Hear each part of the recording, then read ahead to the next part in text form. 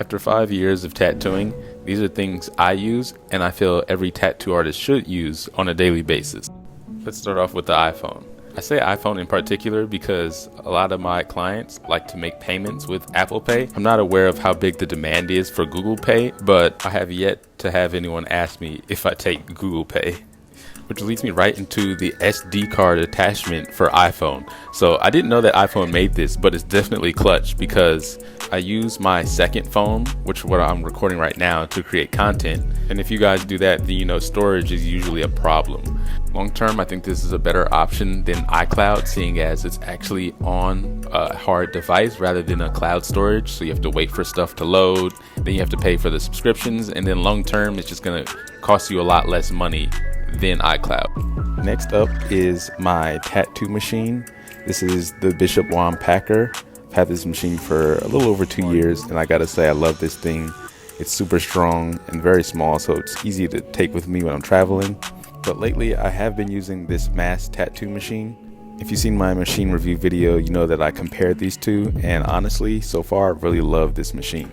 So the MAST machine is wireless, but the Bishop is not. So I bought this battery pack. Now, if you guys don't know that you can make any machine wireless if you buy a battery pack. So this one was $250, definitely worth the purchase. That brings us right into the camera.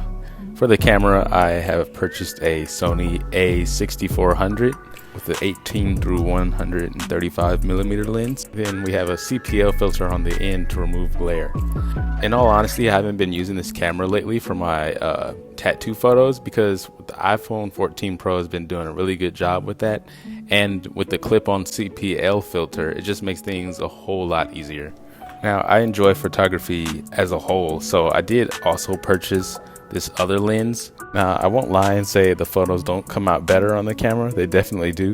But the iPhone 14 Pro just makes things a whole lot easier as far as shooting once I'm done tattooing.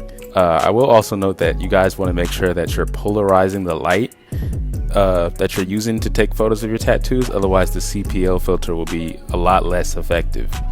Now, speaking of filters, I have these blue light glasses. These help filter out blue light from all my devices.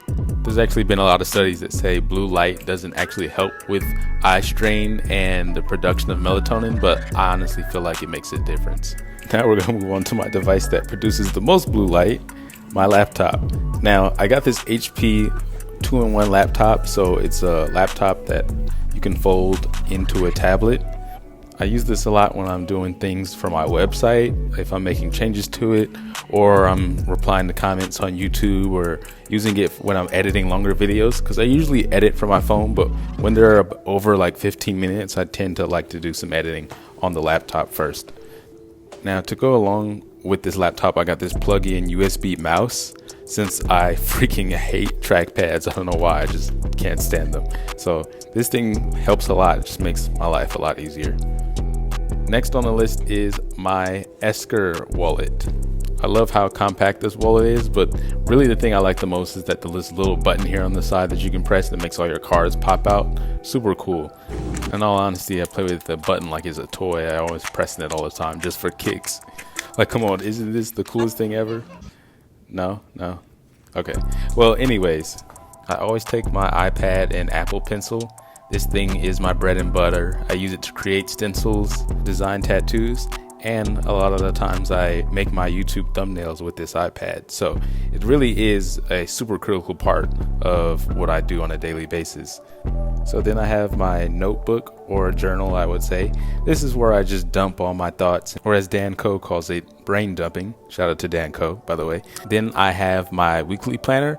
Was more set up like a monthly planner, but I think every artist should have this because writing my appointments down just helps me retain information better rather than doing it all digitally.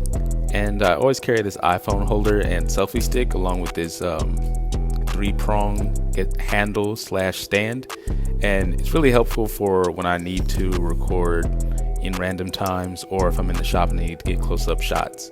I have several tripods, but I like the selfie stick because I can carry it so easily in my bag.